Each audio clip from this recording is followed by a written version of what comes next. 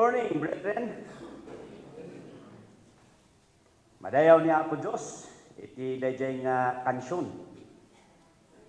Talagang makapasagid dayjay nga kanta. Nang runa kadagijay istayan nga matay, iti 2025 niya.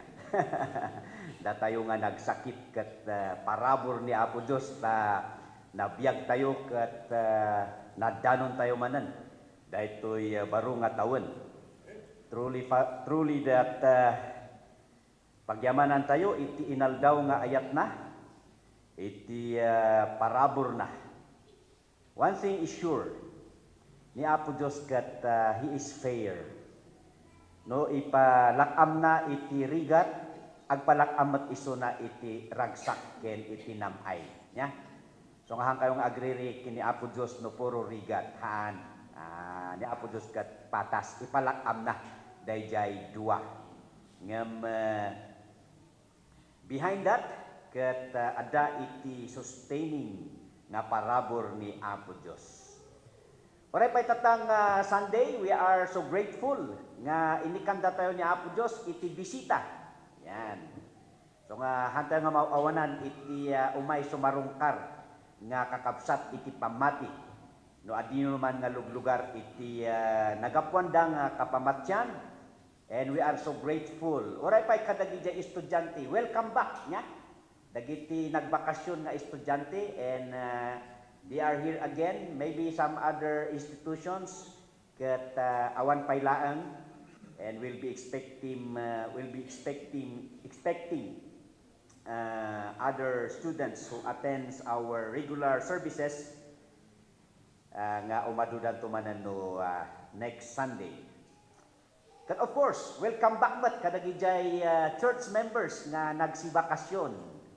Dahil di nagsibakasyon kayo, agyaman tayo mataada dagijay inmay nagbakasyon nga nang fill up dayjay kaawan nyo iti Sunday so that imay damot nagbakasyon. So nagsiawid damotan dagijay kakabsat tayo lang iti pamati nga naikamang iti dadu mga lugar or agtatatrabaho iti dadu mga lugar.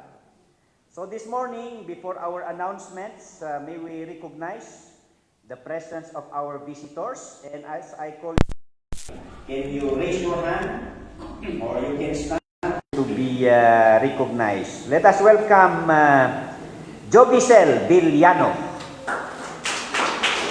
Where are you? Sister Jobicel. Yeah, okay. She's from Bagulin, actually. But her address is Buyagan, La Trinidad. Okay. So thank you, sister, for joining. Hopefully, this is not your first and last time. It's just the beginning while you stay here. Yeah? And another one, we have Pilin Binancio. Okay. Thank you, sis. Irene, sorry. Letter R gayam. Well, thank you, sister, for joining us. Although you've been joining our prayer meeting, yeah. Well, regular pa man ni kapsat nga umay maki-prayer meeting. Ngam jay formal nga worship, this is her first time to join us. Okay, so thank you, sister. Ada pa kadi ti dadumang bisita tayo nga na welcome o nohaan nga nasiputan. Yeah, tama din nga nagpabigbig. Anyway, thank you so that we are all welcome. Yeah, kakabsat. For our announcements,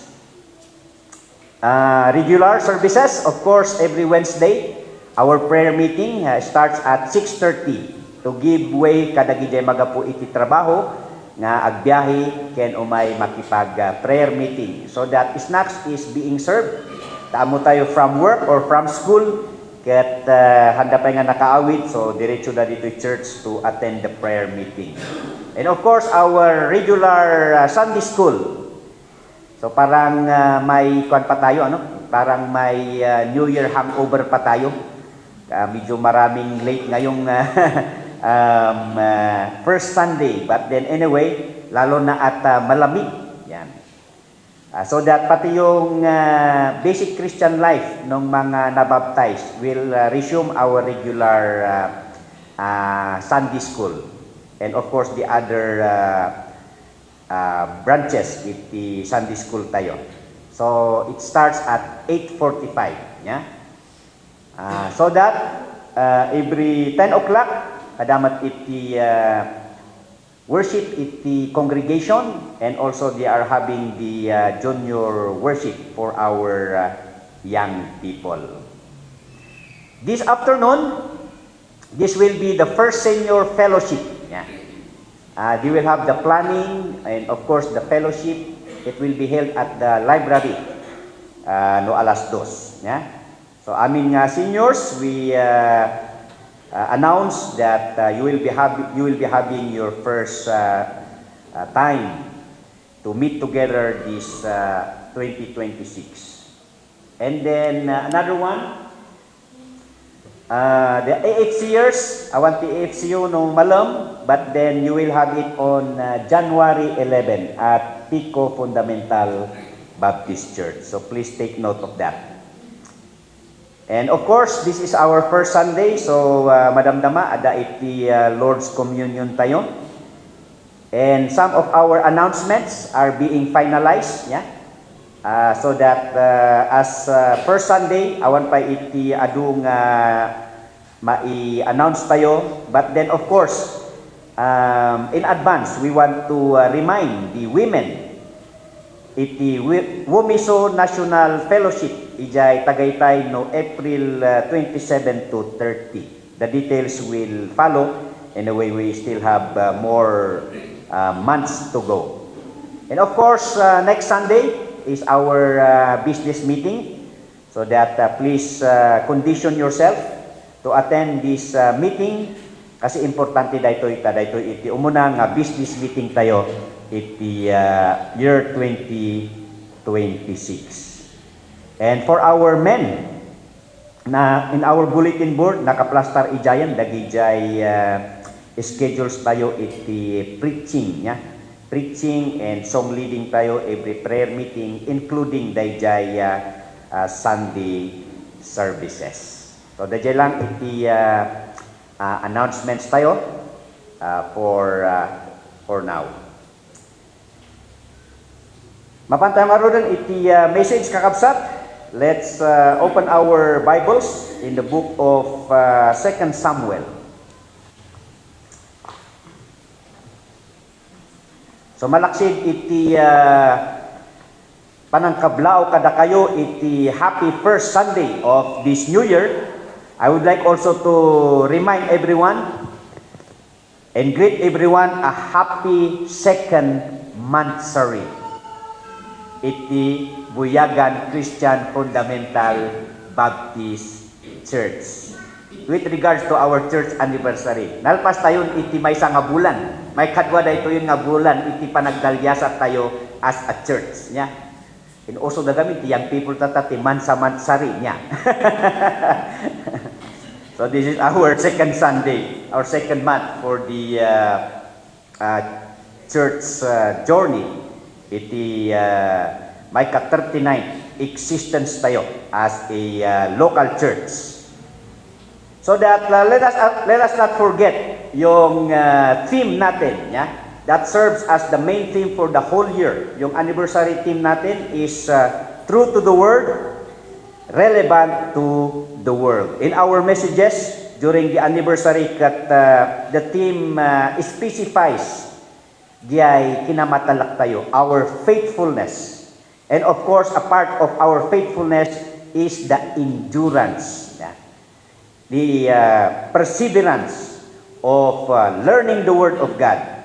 Kung na Acts 20:27, we need to know all the counsel of God. Maamuan tayo. So let's keep exploring the books of the Bible.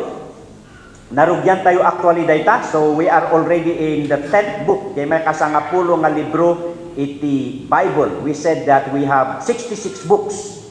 So ado pa lang iti dalyasatan tayo nga libro iti Biblia. Of course we know that the Bible is a library. Yan. It is composed of many books. It is not just one book. No, these are books compiled together so that we need to know every book. Of course, as we have been emphasizing, nga iti amin nga paset, iti sao ni Apo Diyos, the main topic na awan ti sa balikat ni Kristo Isus. So we are trying nga we want to understand nga every book speaks about the Lord Jesus Christ. Tapno kastakat iti amin nga paset, iti sao ni Apo Diyos kat maganasan tayo nga agbasa, maganasan tayo nga agadal. All the while ti amo tayo kat only some parts of the Bible speaks of the Lord Jesus Christ. Namaan, the main thing of the Bible and every book of the Bible is the Lord Jesus Christ. So ako na ni Jesus Christ, ijay John 5:39, you search the scriptures, for in them ye think ye have eternal life, and they are they which testify of me. So not only some parts of the Bible teaches about the Lord Jesus Christ, but all the scriptures refers to Him. So that in Genesis, nakita tayo nga we have seen the Lord Jesus Christ as the seed of the woman, or the seed of Abraham and the scepter of Judah. So that is how the Lord Jesus Christ was introduced in the book of Genesis. In the book of Exodus, the Lord is seen as in the nation of Israel being delivered, being preserved by God. Taamo tayo nga ijay nation of Israel iti paggapuan iti mangisalakan tayo. And in Leviticus, we see the Lord Jesus Christ in the burnt offerings, as an atonement for sin. And in the book of Numbers, we see the Lord Jesus Christ on the brazen serpent, the rock of Zin, the manna. Ito yung in the New Testament, the manna speaks of the Lord Jesus Christ as the bread of life. And also in the book of Numbers, we see the Lord Jesus Christ on the cities of refuge under the high priest. Now we have an undying high priest that gives us security. In the book of Deuteronomy, we see the Lord Jesus Christ in the life of Moses. So that we see the Lord Jesus Christ by typology, by prophecy, so that in this case, Jesus Christ is typified by Moses. And in the book of Joshua, we see the Lord Jesus Christ as the commander of the Lord's army. And of course, with the scarlet cord on the story of Rahab. On the book of Judges, we see the Lord Jesus Christ as the deliverer and ruler. The meaning of the word Messiah, Savior, King. Savior and King. In the book of Ruth, we see the Lord Jesus Christ as the kinsman redeemer. And in 1 Samuel, the first time that the word anointed one was used, this was the thanksgiving prayer of Hannah, when God favored him a son, so that he praised the Lord, referring to him as the anointed one. That's the Lord Jesus Christ. And also on the book of Samuel, the occupation of Samuel as the prophet, the priest, and the ruler is the same function of the Lord Jesus Christ as the prophet, the priest, and the king. So now, we are, before we go to medyo malungkot, yan. So, parang ganun ang palaging nangyayari din sa ating New Year's resolution. Maganda yung buwelo natin. It starts with a great beginning. Kaya siguro pag January is nagkakaroon tayo ng New Year's resolution. Pero merong kaagad nagpo-post doon sa social media. Nasa 2027 na lang daw gagawin, lalo na yung mga resolution sa pagda-diet. Yan. Pangalawang araw pa lang, hindi na makaya na makontrol yung pagkain. Kaya sabi nila, sa kwan na lang, sa 2027 na lang. nag-give up ka agad, ano? So ganon. Kung minsan masipag tayo sa umpisa, pero hindi tayo tumatagal. But then kung minsan in our Christian life, ganon din yung nangyayari. We have a lot of record in the Word of God na maganda yung simula, pero along the way, lalo na pag sa katapusan ay hindi maganda yung story ng buhay. So like this one, as we have learned, di ba si Eli, he is the high priest. But then after all, he was not able to disciple his children. Ang nakakalungkot kay Eli as the high priest is that hindi nakilala ng kanyang mga anak ang Panginoon. The verse specifically says that they are of Belial. Hindi sila sa Panginoon, kundi sila ay nagsaserve sa bahay ng Panginoon, but they are not worshipper of the Lord. They are worshipper of Baal. Yan. So nakakalungkot 'yun, ano? Kaya kung minsan mahirap ang magpastor eh. Yan. Kasi kung ano yung nakikita sa mga anak ng pastor, ayun. So kay Samuel, si Samuel as also a worker of the Lord, he was not also exempted niya. He was not actually able also to disciple his children. So that, lalo na pag matanda, di ba si Samuel, nung matanda na si Samuel, yung kanyang mga anak, hindi na pinapakinggan yung kanilang ama. Kaya nga, they give into bribery in the administration of justice as being the associate of their father, as being the judge of Israel. Kaya yun, nakakalungkot yung kinahihinatnan ng buhay ng mga spiritual leaders na ito dahil yung kanilang mga anak ay hindi sumunod sa apak o sa paglilingkod ng kanilang mga ama sa Panginoon. So that the application that we have learned there is the necessity of winning our children to the Lord and to His commandments as early from their childhood. Kaya kailangan natin yan. So train up a child in the way he should go, and when they are old, they will not depart from it. So that they might set their hope in God and not forget the works of God, but keep His commandments. Yun din yung pag-aralan natin sa buhay ng mga Israelites, di ba? After the victory na through the leadership of Joshua, pero yung sumunod na generation, nalimutan nila yung kapangyarihan ng Diyos, hindi sila sumunod sa Panginoon ng kanilang mga magulang, ginawa nila yung tama sa kanilang mata, sa kanilang puso, sa kanilang isipan. Pero ang akala nilang tama ay mali pala at nagbigay ng kapahamakan sa kanilang buhay.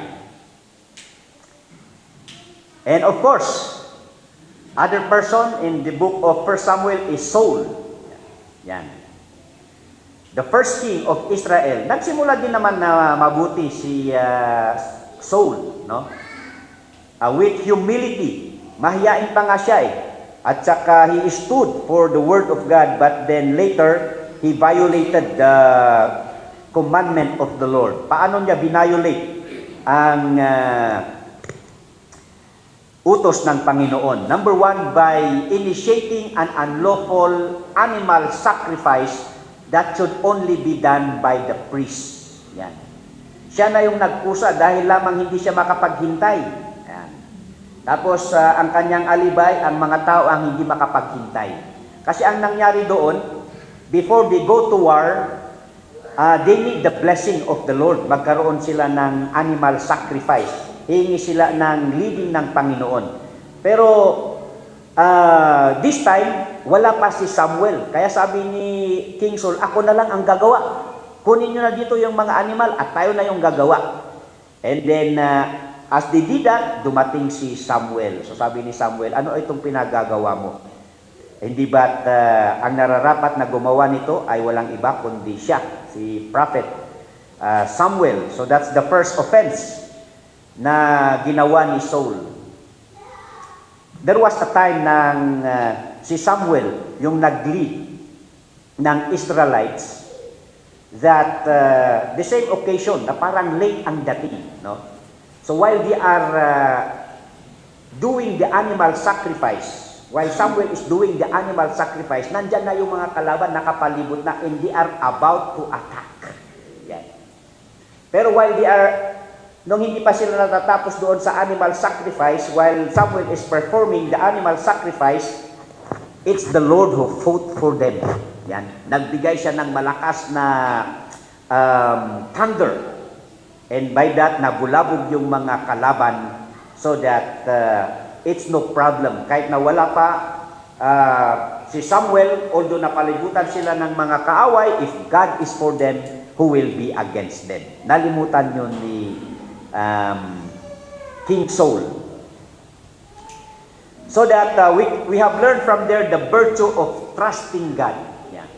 In His perfect time, keeps us from untoward decision and consequences. Yun ang nangyari. Dahil hindi makapaghintay si Saul, so that ipinilit niya kung ano yung nasa kanyang sarili, so that we know that impatience always lead to a hasty decision that results to an indefinite outcome. Kaya maganda pa rin yung tayo ay nananalig sa Panginoon. And the second offense by Saul is disobeying the Lord, of not annihilating all the Amalekites and sparing the cursed animals and also their king Agag. Siguro may interest kasi si Saul doon sa hari. Of course, we know, maybe he wish more kung ano ang mapapakinabangan niya kay Agag, so that we know the story. Nung nandyan na si Samuel, he rebuked Saul, saying to obey is better than sacrifice, and to hearken than the fat of rams. Kaya doon sa harapan nila mismo ay si Samuel na ang pumatay kay King Agag.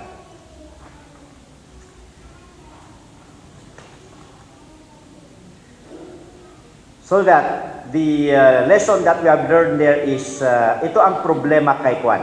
Ito ang problema kay Saul. Pag siya ay nagkasala, ay parang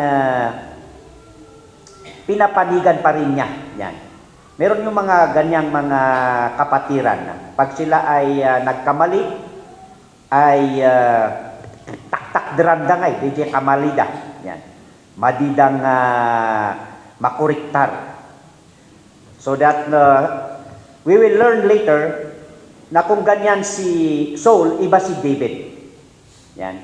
Pag nirebuke si Saul, nagbibigay siya ng mga alibay. Yan. Agras rason isuna. Ngamnon ni David iti ma-rebuke, instantly agpakumbaba ken dumawat iti pamakawan. Yan. So ija iti nagdumaan ni Saul kini David. So that we learn from Saul that when we commit sin, we must get back on our knees before the Lord and get back on our feet to redeem ourselves rather than remaining in our defeated Christian life. Yan. Deta iti general nga makita tayo iti biyag ni Saul. Ngano nagkamali iso na, takderan na iti kamali na, haan nga dumawat iti pamakawan, instead kumang agbabawi iso na, and then subutan na kumadya nagkamalyan na. Yan. Gaputan na kabasol iso na, takderan na diya kamali na, and then ituloy na, dahil diya naaabak nga spiritual life na. Ngamhaan ko mga kasjay niya. So that we are to get back on our knees and get back on our feet to redeem ourselves and not to remain in our defeated Christian life. So dagita iti makita tayo iti libro iti 1 Samuel. Yan. Good beginning but a tragic ending. Now, ada tayo iti 2 Samuel. And of course, iti original 1 Samuel and 2 Samuel is one book. But then ijay 2 Samuel, iti pinakabida tayo dito is no other than David. Parehas nga ta? Ijay 2nd part, iti dito nga libro. What do you think? You know the story of David already. Yan. Ada nga ta iti good beginning ni David. How is his ending? Is it also a tragic ending? Malapit niya. Kasi amo tayon ipasamak iti biyag na, but let us see how the scripture conclude about the life of David. Parehas nga ta ni Eli nga good beginning, kini Samuel, kini Saul, nga nag-result iti naliday nga pakaudyanan. Ayan. Of course, the story of David is victorious in the first place. Yeah? His defeat of lions during his shepherding time, the shepherd Isona. And he was able to guard his sheep from predators like lions and bears. And we know the great story, inabak na ni Goliath.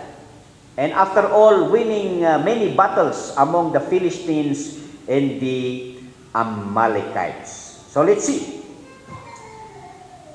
So the author of 2 Samuel, sino tinagsurat? It is 2 Samuel. Of course, kung natayong according to Bible scholars, it is the prophet Samuel who wrote the book. But then we have also mentioned that how can an author finish a book that in between the book kat natay isunan niya. So nga according to a study, inrugi ni Samuel tinangisurat dayto nga libro, but then he was aided ono intuloy ti daduma nga writer during that time iti libro iti Samuel in the person of Nathan and God. Yan, GAD. So in 1 Chronicles 29:29, it indicates that Nathan and God also wrote about the events recorded in Samuel.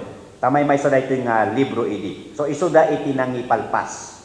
So approximately, this was done 930 BC. And the key people of 2 Samuel is David, the prophet Nathan, Joab, Bathsheba, and Absalom. Parang may clue na tayo Tragic ending. Nandyan si Bathsheba. Yan ang sumira ng buhay ni David. Okay. So the theme and purpose of the book. As aforementioned, one of the key purpose of 1 and 2 Samuel is to record the divine origin of the Davidic dynasty. So that 2 Samuel continues the narrative of the beginning of Israel's kingdom from Saul to the reign of David. Whereas the kingdom was established under Saul, it was expanded by David. Yan. Naaramat matlang ni Saul nga nangirugi iti pagarian iti Israel, ngam ni David iti inusar ni Apo Dios tapno lumawa ken dumuras dayto nga pagilian. So Saul's kingdom gave stabilization to Israel from the time of the judges, but David's reign brought growth or expansion of the kingdom. Maalala yo, ijay Book of Judges, every tribe has a leader. Yan. Adati kanya-kanya da nga leader. So nga no handang agtutunos isudamat lang iti aglalaban. Yan. Agtata tribal war. So that they desired for a one leader nga mangilid kadakwada as a nation. And that was now the story of Saul and David. And another purpose is to foreshadow Christ, who will be the ideal leader of a new and perfect kingdom. Ijay chapter 7. And the keyword of the book is no other than David himself, because his name occurs 267 times in the NASB. So iti keyword ti talaga nga starring ditoy 2 Samuel is no other than David. And the key chapters, chapter 5, it records David's reign as king over all Israel. And then chapter 11 and 12, this is the pivotal chapter that records David's sin, his rebuke by Nathan the prophet, and the discipline that came on David's house as a result. Na tragic ending nga talaga. Yan. Ganun kaya yung sinasabi o sasabihin ng salita ng Panginoon about his life. Alright. And the key verses, as mentioned in our scripture reading, this is a familiar passage. Ito yung tinatawag natin na the Davidic Kingdom or the Davidic Covenant. Dahil tulagan ni Apo Diyos kini David. So, ijay verse 12 ko na, when your days are complete and you lie down with your fathers, I will raise up your descendant after you, who will come forth from you, and I will establish his kingdom. He shall build a house for my name, and I will establish the throne of his kingdom forever. This is God's response, ijay desire ni David, nga isuna iti mangipatakder ti templo ni Apo Dios. Well, of course, the Ark of the Covenant is being transferred from one place to another, kat awan iti security na. So when idinabuon iti kingdom iti Israel na panunot ni David nga kakaasimet dayjay Ark of the Covenant, so nga pinlanon na nga agkaroon iti templo. Ngam of course kunana ditoy kunani Apo Dios kat adatiin sagana nga isuna iti mangipatakder iti balay ko. Yan. Of course we know that David is a man of war. Yan. Of course iti ima nakat napnuan iti dara. Of course ijay Jewish culture kat particular jay na dara nga ima. Yan. It makes you unclean. So that we know nga iti nang fulfill, iti dayto nga panakaaramid iti templo is no other than his son, King Solomon. At least ijay time ni Solomon, awan ti adun nga laban, awan ti adun nga gubat. Yeah. It was a peaceful kingdom. Yeah. So ngaron iso iti nangitudingan ni Apo Dios, iti panakaaramid iti templo. But then, as a comfort, kini David, kunana dito'y kat, do not worry, tangamin of your descendant, nga maiaramid iti templo, and also your kingdom will abide forever. Kunana dito'y, I will be a father to him, and he will be a son to me. When he commits iniquity, I will correct him with the rod of men and the strokes of the sons of men, but my loving kindness shall not depart from him, as I took it away from Saul, whom I removed from before you, and your house and your kingdom shall endure before me forever. Your throne shall be established forever. So dayta iti pakpakadaan tayo in the future. No maisublito daytoy nga pagarian as a promise. This will be fulfilled because this is an agreement, a covenant of God to David. Another key verse dito nga libro is 2 Samuel chapter 12, verse 12 to 14. And indeed, you did it secretly, but I will do this thing before all Israel and under the sun. Yan. So nga kunana dito kat awan iti basol nga haan nga ma-expose niya. There is a verse that says, be sure your sin will find you out. Yan. So kunana ditoy, you have done it secretly. Of course, dito dijay panakatinag ni David kini Bathsheba. In verse 13, then David said to Nathan, I have sinned against the Lord. Yan. And Nathan said to David, the Lord also has taken away your sin. You shall not die. However, because by this deed you have given occasion to the enemies of the Lord to blaspheme, the child also that is born to you shall surely die. Nakita yo? This verse is a rebuke. In baon niya po Diyos ni Nathan to rebuke David. Upon the rebuke, di ba no ni Samuel would rebuke Saul, Saul would always give a reason, an alibi. Ngam dito'y kat ni David, in an instant, nga na-rebuke iso na ni Nathan, kung na ito'y kat, I have sinned against the Lord. Hindi nakabasol iso na. So, niyan, kung na ni Nathan, because of this, na inamin na nga dagos ti basol na, and Nathan said to David, the Lord also has taken away your sin. Insigida, 1 John 1:9. Yako na. If we confess our sins, He is faithful in just, immediately, just to forgive our sins and to cleanse us from all our unrighteousness. Dayta itinagdumaan ni David kini Saul. But then, of course, although we receive an immediate forgiveness from the Lord, adala tati consequence na. However, because by this deed you have given occasion to the enemies of the Lord to blaspheme, the child also that is born to you shall surely die. We know the story niya. Nga dayjay anak dakin ni Bathsheba, kathaan nga nag-survive as a punishment kapot iti dayjay nga basol nga inaramida. Okay, Christ as seen in 2 Samuel. How is the Lord Jesus Christ presented in the book of Samuel? Well, with the exception of his sins, David remains a type of Christ as the King of Israel. Yan. Oray no ada iti nagkurangan na, ada iti bidot na. And of course, in other books that we have learned, amin matidi nga typology ni Apo Jesus like Moses, like Adam, ada iti nagkurkurangan da. But then there is a certain part iti biyag dagitoy nga Bible characters that typifies the Lord Jesus Christ. Moses typifies the Lord Jesus Christ as a prophet. Ditoy David typifies the Lord Jesus Christ as a king. Yan. So iso iti nausaran na.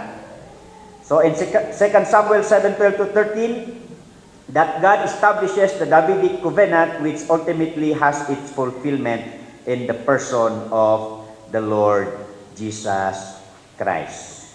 So the outline of 2 Samuel. So in the typical fashion of the Bible, which candidly tells the story of its leaders with its ups and downs, nag-study tayo ti Bible characters kat geti makita tayo the positive and the negative. So as we study the book of or the life of David, ada ti talo nga makita tayo. Number 1, the good. Number 2, the bad. And thirdly, the ugly. Well, kumusta ti biyag tayo? The same thing? Ada ba ti good kada tayo? There is none good but God. Kuna naman ni Apo Jesus, ijay rich young ruler. Well, that is divinely speaking, spiritually speaking. But siguro morally, adala tamot iti nasayaat, ijay standard ti tao. There is something good in us. Yan. Now, of course, no, ijay spiritual, there is nothing good. Yan. So, adala ta iti nasayaat kada tayo, adamat nga tatibad o no puro good am amin. Sino kada kayo ti awan tibad? Do you know yourself? Well, no good amin ti among tibagim. Ano nga amo pa'y tibagim? Yan. Now, of course, no hatay nga Kristiyano, all the while, our thought is, da tayo am amin ti tama, di ba? Pero hindi natin alam na tayo pala ang may tama. Well, so, the good, the bad, and the ugly. So kurang day time tayo. So this morning we will just see the good. Noon niya iti good ijay biyag ni David. Okay? Of course, the triumph. Yan. They balay the victories of David. Of course, idinatay ni Saul, he was crowned as king, the coronation of the king. Yan. Ijay chapter 1. And as we go through the book, the chapter 1, dito kat David learns about the death of Saul. Diba, 2 Samuel. Kat napapatay iso na. He was killed by the Philistines. And then David learned of Saul's death through an Amalekite. An Amalekite reported to David that Saul was already dead. Nung malaman ni David na namatay si Saul, of course, meron siyang pighati. He mourned, he was so sad, and then David's men mourned with David. Yan. Ba't nila kailangang magdalamhati sa pagkamatay ni Saul? Hindi ba't hinihintay nila ang pagkamatay ni Saul para papalit na si David to be the king? Yan. And David has this many chance, at least two times, na maari niyang patayin si Saul para siya na yung maging hari. Yan. Pero ano ang pumigil kay David para hindi niya patayin si Saul? Because of respect.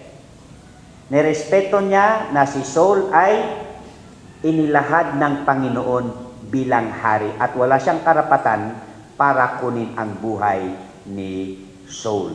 So that hinintay niya lamang ang Panginoon kung kailan niya kukunin ang buhay ni Saul.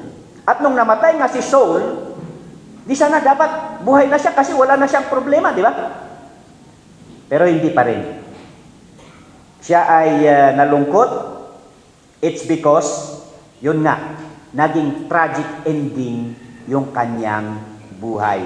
Meron pa rin siyang respeto, kahit na ganun yung ending ng kanyang buhay, nandun pa rin yung respeto niya dahil siya ay isang hari. Yan. He is a king. He is in authority. So hindi nawala yung respeto. Kahit na marami siyang nakita na pagkukulang. At yun naman ang tinuturo ng salita ng Panginoon. Kahit na gaano karami ang pagkukulang ng ating mga leaders, either these are government officials, these are spiritual leaders, then we still respect their position. Ito ang nangyari. Pati nga yung mga sundalo ni David, they mourn with the death of Saul. Sila'y umiyak. Ha? This is an expression of emotion. So, dito natin makikita na pati lalaki umiiyak din pala. Ha? Hindi lang mga babae ang umiiyak. Ha? So that crying is no weakness. Yeah. It helps us deal with our intense grief in time of sorrow. So that these men, although they supported David, they still recognize Saul as their king. And this is by the influence of David. Kaya nung namatay si Saul, together with Jonathan and his soldiers, then sila rin ay nagluksa. Di ba kung minsan ganun yung nangyayari? Kaya nga very controversial yung Kinon Road ngayon. Kaya papalitan na raw ng Cabral Road, o ang Kinon Road. Yan. So kung minsan, di ba, yung ating mga politicians, kahit na ano yung mga pagkukulang nila, pero pag namatay sila, meron pa ring respeto. Yan. Nang roon nakada tayong Cordillerans, taga Highland, we have that culture, di ba? That we still give respect to the dead. Pero ewan ko yung mga kabataan ngayon, kasi yun yung generation nila, yung fulfillment ng salita ng Panginoon. That in the end, kahit nga buhay pa yung mga magulang, wala nang pagmamahal sa magulang, wala nang respeto sa mga magulang, wala nang respeto kung sino yung mga nasa posisyon. Yan.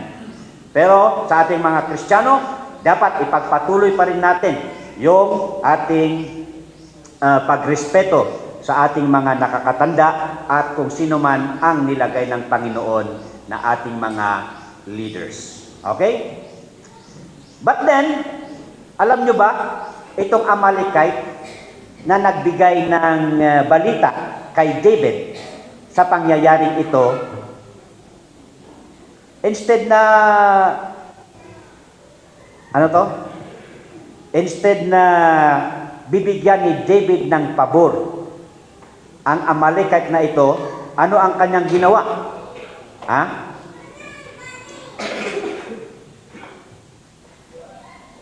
He executed, pinatay niya yung Amalekite na ito.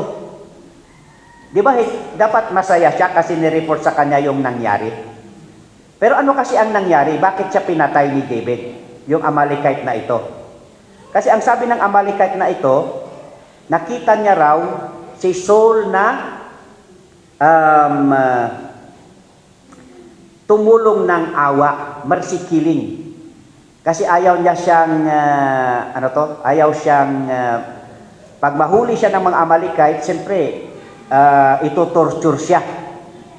So para maging maikli yung kanyang buhay, humingi siya ng awa para siya ay patayin ng Amalekite na ito. At sabi ng Amalekite na ito, dahil ito ang kahilingan ni Saul, at saka kawawa siya, may sugat siya, at kawawain siya ng mga kalaban, kaya pinatay po siya. Inako niya na siya yung pumatay kay King Saul. Pero actually, nagpanggap siya. Hindi yun ang tunay na nangyari. Nagpanggap lang siya na siya ang pumatay kay King Saul para pagsabihin niya kay David na pinatay niya na yung kaaway ni David, magiging masaya si David. Yun ang akala niya. At kung masaya si David, baka gagawin pa ni David siya na isang sundalo niya. So parang may reward. Pero iba ang kwento, di ba? Sa 2 Samuel, ang talagang nangyari is this. Na actually, humingi si King Saul ng awa doon sa kanyang armor bearer na siya ang papatay sa kanya. Kaysa pag mahuli siya, siya ay maging kawawa under the hands of the enemies. Pero yung armor bearer, with respect, ayaw niya. Napatayin niya mismo yung amo niya. So ang ginawa ni King Saul, siya ang pumatay sa sarili niya. At yung armor bearer na yon, nung pinatay ni King Saul, yung sarili niya, siya rin ay nagpakamatay. Yon. So hindi tama yung kwento nitong Amalekite. Kahit na hindi yun alam ni David, hindi pa rin natuwa si David sa ginawa ng Amalekite. Siya nga hindi niya pinatay si Saul. Tapos here comes a man na pumatay doon sa nilahad ng Panginoon na hari. So by this, pinahamak niya yung sarili niya sa bagay na hindi niya ginawa. Di ba? He didn't actually kill Saul. Gumawa siya ng kwento para sa sarili niya, expecting na magkakaroon siya ng reward sa kanyang ginawa. Pero hindi niya alam na sa puso at sa isipan ni David, wala siyang plano na pumatay kay King Saul. So ano ang ating kwan dito? Ano ang ating application? Ano yung ating natutunan dito? Una, we know that David never harbored or instilled ill feeling to anyone else, lalo na kay Saul. Hindi siya nagtanim ng anumang galit o masamang loob kay King Saul. And secondly, na application here is always speak the truth. Kasi yung Amalekite, lying can bring disaster even for something you did not do. Di ba? Kung siguro ang Amalekite na ito ay basta ibinalita na namatay na si Saul, then siyempre, everything is well. Baka natuwa pa si David kasi nalaman niya na namatay na si Saul. Pero dito, inako niya na pinatay niya si Saul, iyon pala hindi. At hindi niya alam na sa puso ni David ay gusto niya pa rin mabuhay si Saul. So ito pinahamak. Pinahamak niya ang kanyang sarili dahil sa kanyang kasinungalingan. Yan. So always speak the truth because lying can bring disaster even for something you did not do. Ephesians 4:25. Wherefore, putting away lying, speak every man truth with his neighbor, for we are members one of another. David actually even composed a funeral song for Saul in Jonathan. Yan. Magaling pala talaga si Kwan, no? Magaling pala talaga si David. Musician talaga siya. Composer siya. Nung malaman niyang namatay si Saul at saka si Jonathan, siya ay gumawa ng awit. And then, yun. He grieved for the passing of Saul and Jonathan. Of course, nung namatay na si Saul, David was anointed king of Judah. Pero doon sa other tribes, nung namatay na si Saul, through Abner, okay, the commander of Saul, pinroclaim niya rin si Ishbosheth doon sa Israel as their king. So nagsabay, no? So in Judah, David was proclaimed the king, but in Israel, Ishbosheth was proclaimed by the commander of Saul, that is Abner. So nagkaroon ngayon ng civil war. Yan, because dalawa na yung hari. Hindi pwedeng dalawa ang hari sa isang nation. So nagkaroon ng civil war sa chapter 2, and 360 ang namatay sa Israel, pero 19 lamang ang namatay sa Judah. Yan. The soldiers of David, including one of his leader na namatay. Ito yung si Asahel. Pinatay ito ni Abner, yung commander ni Saul. And Asahel was the brother of Abishai and Joab, who are David's warrior. But then, hindi nagtagal, itong si Abner na nagproclaim kay Ishbosheth, na anak ni Saul, na hari sa Israel, nagtampo siya, nagkaroon siya ng hindi pagkakaintindihan kay Ishbosheth. Kaya itong si commander of Saul, sumama siya ngayon, nakipag-alay siya ngayon kay David. At of course, as a commander, si Ishbosheth, he is no leader at all. So nung si Abner ay sumama kay David, he submitted himself na sumama rin kay David. So that ends the civil war. Yan. That ends the civil war.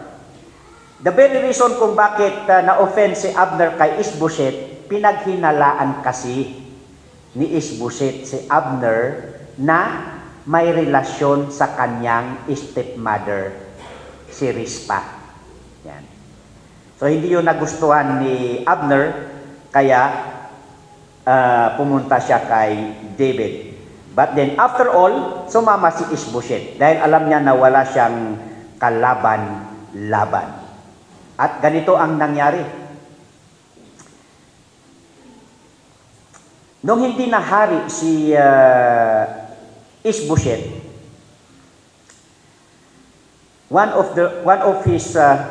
two of his soldiers, si Baana at saka si Rekab, thought of killing Ishbosheth. Yan. Pinlano nila, pinatay nila actually si Ishbosheth. Pinugutan siya ng ulo at ibinigay ang ulo kay David.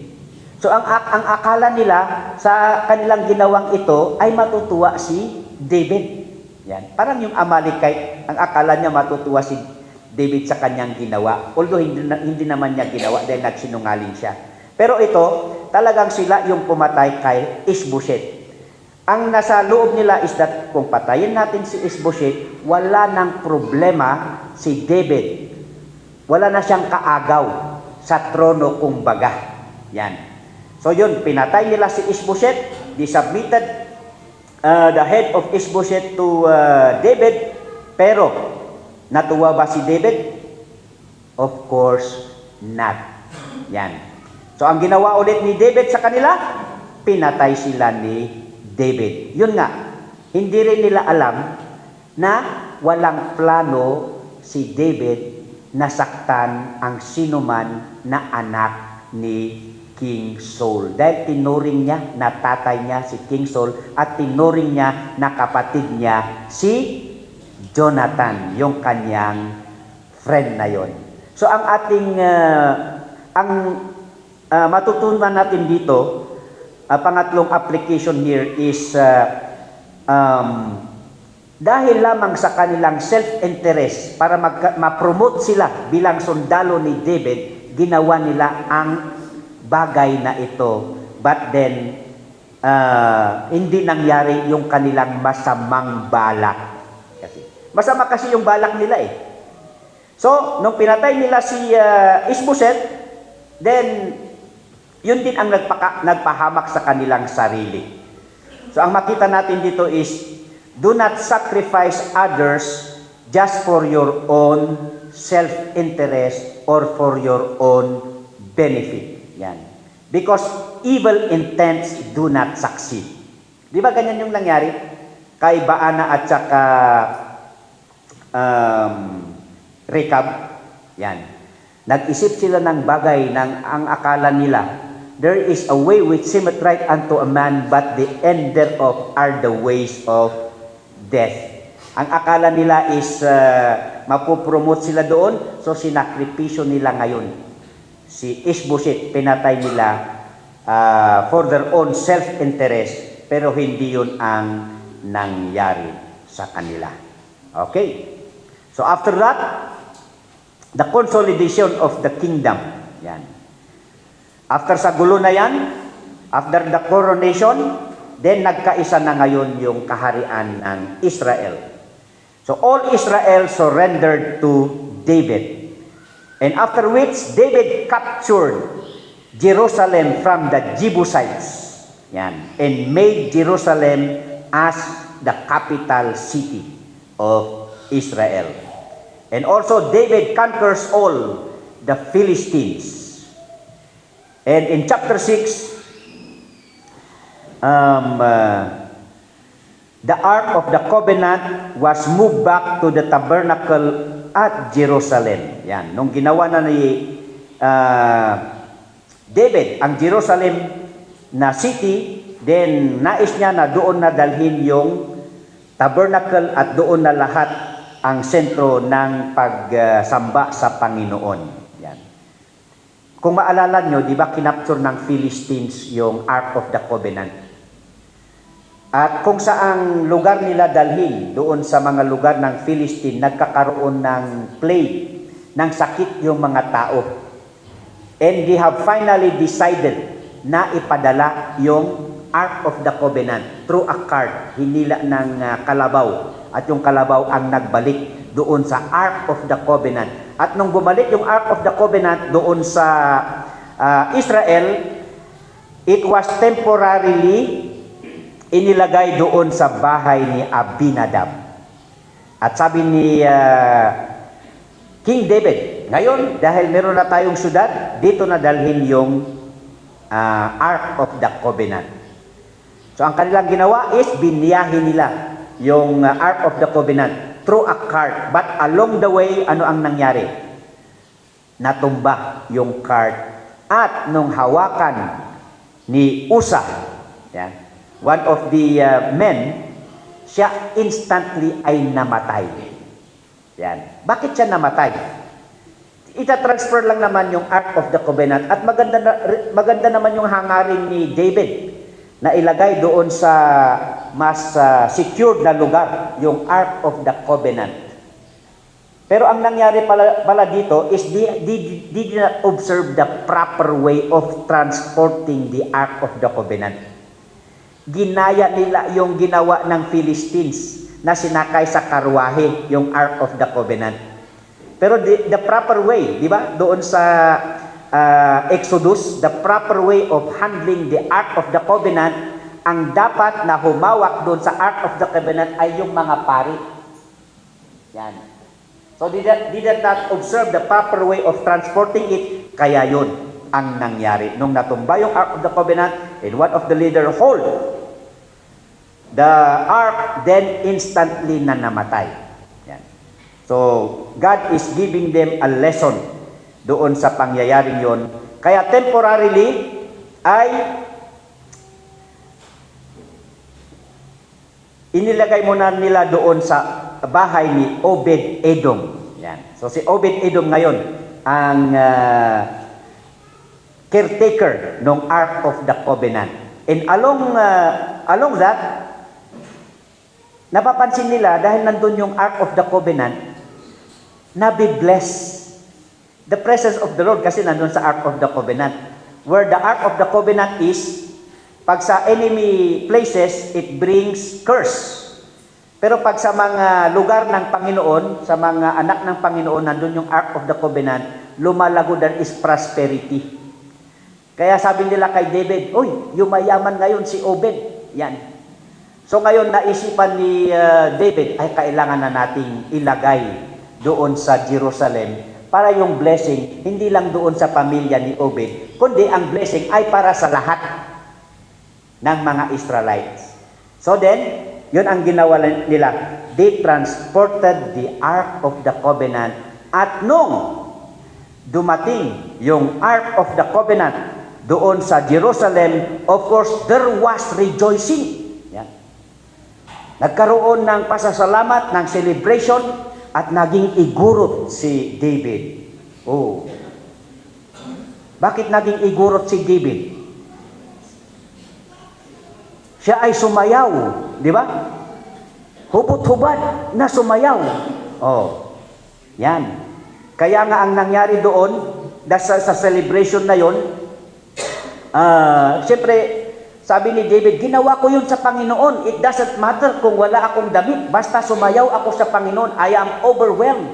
Pero sabi ng kanyang asawa si Michal, nakakahiya yung ginawa mo. Ang problema dito kay Michal, nung hindi niya na-appreciate yung ginawa ni David, is that nagtanim siya ng sama ng loob at saka ng galit. Nawala yung respeto niya kay David. Yun ang nangyari. So as a punishment ng Panginoon sa kanya, kasi parang talagang minaliit niya talaga si David. Nalimutan niya na si David ay inilahad ng Panginoong Diyos na hari ng Israel. She lost a total respect. And because of that, God did not open the womb of Michal. That was her punishment. Hindi siya nagkaanak. Di ba? Yan. So David, I did it for the Lord. Yan. But then because of this embarrassment kay Michal as the wife, yan, as the legal wife, di ba siya yung legal wife? Kasi siya yung first na wife na anak ni Saul. Yan. So she has this authority para mag-react ng ganon. Pero ang problema doon is pati respeto nawala. And because of that, yung sabi natin kanina, we do not lose respect. Kahit na ano ang pagkakamali ng ating mga leaders, is that we can correct. Yan. So yung lesson number 4 natin, you may correct your leaders but maintain your respect to them or else be accountable before God. Yan ang nangyari kay Michal. So she was not favored by conception or any children because she lost respect to the authority that God has given her. Yan. Now the covenant concerning the kingdom. Dito na. So after the coronation, the consolidation, nagkaisa na yung kingdom, at nandito na yung agreement ng Panginoong Diyos dito sa kingdom na ito. So David desired to make a house for the Lord, but then God revealed to prophet Nathan that it will be out of David's offering will he build a temple for himself. So that David's role was to secure and establish the kingdom. And Solomon inherited a peaceful kingdom. And Solomon was the one used by God to build the temple for worship. So doon sa passage na ating nabasa sa scripture reading, ano yung response ni David? Yan. Gusto niya siya ang gumawa ng temple. But then it says there on the latter part, yung response ni David is that hindi siya na-discourage. Hindi siya na-discourage. Yeah. He did not lose heart tinanggap niya yung kasagutan ng Panginoon. Nagpasensya ang Panginoong Diyos sa kanya na hindi ikaw ang gagawa. But then from your generation ay matutupad yung iyong kahilingan. And sabi ni David, kung ganyan ang iyong kalooban, Panginoong Diyos, then your will be done. Yan. So after all na tinanggap ni David yung kasagutan ng Panginoon na hindi siya ang gagawa ng templo, is that kahit na hindi siya yung itinalaga ng Diyos na gagawa ng templo, sinuportahan niya yung kalooban ng Panginoong Diyos. At yan ang isa sa mga gusto nating pag-aralan sa umagang ito. When your desires does not coincide with God's plan, you still support whatever the will of God is. Di ba? Kahit na hindi yan yung kalooban ng Panginoong Diyos, or hindi matupad yung gusto mo, at ang Panginoong Diyos ay meron siyang ibang plano. Kung minsan, we have the plans, but God has the final word. Yan. Pero kung minsan, ang nangyayari, pag hindi natupad yung ating gusto, lalo na pag sa business meeting siguro sa church, no, maraming ganun. Pag hindi nanalo o hindi na-approve yung kanilang suggestion, yun na yung isang bagay kung bakit sila umaalis, lumalayo sa Panginoon. Yan. Pero sa atin naman na congregational decision making, kung ano yung approve sa pangkalahatan, ay huwag tayong ma-discourage. Kasi pinag-pray naman natin na yun yung kalooban ng Panginoong Diyos. Kaya kung hindi man na-honor yung gusto mong mangyari, and God has something else, then we submit sa kalooban ng Diyos at suportahan natin kung ano yung kalooban ng Panginoon. Kasi kung minsan, may mga ibang kapatiran na tinanggap yung kalooban ng Panginoong Diyos, pero dahil hindi yun yung kagustuhan niya, hindi siya sumusuporta. Oo.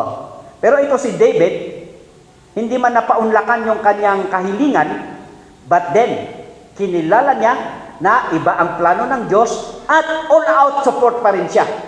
Kaya nga, siyempre, bata pa si Solomon dito. Pero in preparation, si David na ay nag-order na ng mga kagamitan para doon sa templo. Nag-organize siya ng mga karpentero o kung sino man nagagawa ng templo. All-out support, mga kapatid. So there, ang ganda ng matutunan natin dito. And lastly, the conquest of the king. Yan. So, pinag-isa niya ang nation, he conquers the surrounding nations. And not only that, he sought to minister to Saul's descendants to fulfill his promise to him and for Jonathan. Yan.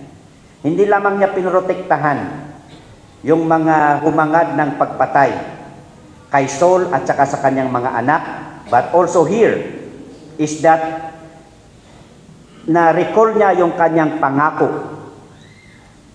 na kung ano man yung kanyang pinangako sa kanyang friend na si Jonathan is to spare their children. At saka ba si Saul, di ba? Sabi ni Saul, pag man ako ay mamatay, ay parang awa sa'yo na huwag mong lipulin yung aking mga anak, yung aking mga apo. Dahil yung tradisyon, yan ang tradisyon ng unang panahon. Kung sino ang susunod na hari, papatayin niya lahat yung may mga inheritance doon sa kingdom para walang problema sa kanyang kaharian. So that na-remember ito ni Saul, kaya pinaghahanap niya ngayon kung sino yung mga anak at saka mga apo ni David, ni Saul. At yun nga, si Mephibosheth ang isa. At siya ay tinulungan ni David. So that, ang isa sa ating matutunan sa 2 Samuel is that whatever you promise before God and man, be sure to do it. Execute your promises because they are meant to be fulfilled and not to be broken. Deuteronomy, that which is gone out of thy lips, thou shalt keep and perform, even a freewill offering according as thou hast vowed unto the Lord thy God, which thou hast promised with thy mouth. Yan. So in application, Let's go all over doon sa mga application na ating nabanggit. Number 1, never harbor or instill ill feeling to anyone else like David. Ito yung isalin natin sa New Year resolution natin. Hoping sa pagpasok ng 2026, sino ba yung nakasakit sa'yo ng 2025? Nandyan pa rin ba yung ill feeling mo? Yan. So that we need to overcome. Huwag tayong magtanim ng galit kanino man. Because when we do that, we are grieving the Holy Spirit. So it says there, do not grieve the Holy Spirit. Let all bitterness, wrath, and anger, clamor, and evil speaking to be put away. And be kind one to another, tender-hearted, forgiving, even as God, for Christ's sake, hath forgiven you. As we start a new year, sana magkaroon tayo ng clear conscience. Malinis. Hayaan na natin yung nagdaan. Hindi na natin maibabalik. At least yung panimula natin, wala na yung mabigat na kalooban natin kanino man. Let's start the new year right. Amen? Do not harbor ill feeling. Number 2, always speak the truth, because lying can bring disaster even for something you did not do, like the Amalekite. Pinasubo niya yung sarili niya. Kaya it always pays to speak the truth. Wherefore, putting away lying, speak every man truth with his neighbor, for we are members one another. Number 3, do not sacrifice others just for your own benefit or your self-interest, because evil intents do not succeed like Baana and Rekab. Yan.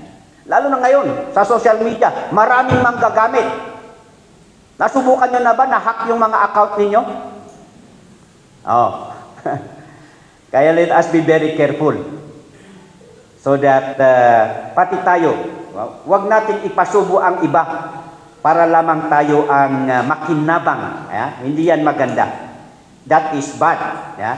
So that evil intents do not succeed. Devise not evil against thy neighbor, seeing he dwelleth securely by thee. And then number 4, you may correct your leaders, but should not despise them, or else be accountable to God. Usong-uso sa social media yung bashing, no? Kung minsan nakikisakay tayo sa mga hindi spiritual na kaisipan. Ano ang right response ng Kristiyano? Ipag-pray natin yung ating mga leaders. Yan. And then let's wait how God will work in the lives of the sinners. Number 5, when your desires do not coincide with God's plan, you still support whatever the will of God is. Like David. So that, kung hindi man tugma yung ating plano sa kalooban ng Diyos, tanggapin natin ang kalooban ng Diyos at suportahan natin. And then, of course, execute your promises because they are meant to be fulfilled like David. Noong January 1, ano ba yung mga pinangako nyo sa Panginoon? O yung mga pangako na napako sa 2025? Baka nito ng 2026 na ma-fulfill. Okay?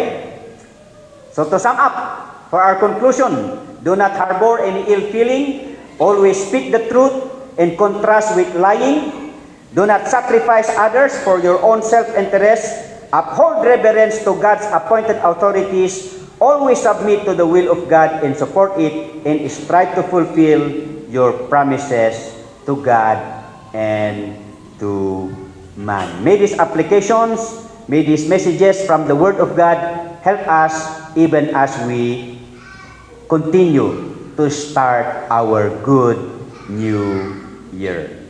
Oh, Father God, we have a lot to learn from your word. These are truths that it is just but easy to say, to tell, to elaborate, to explain. But the hardest part is the relevance, so that we are learning this truth in order for us to be true to your word. And may this truth just not be implanted in our thoughts, in our hearts, but to make it relevant, may these truths manifest, come out in our practical Christian applications. And we acknowledge that by our own strength, we cannot do this, so that we commit this with the working of the Holy Spirit in all our lives to give us the enablement. For we pray these things in Jesus' name. Amen.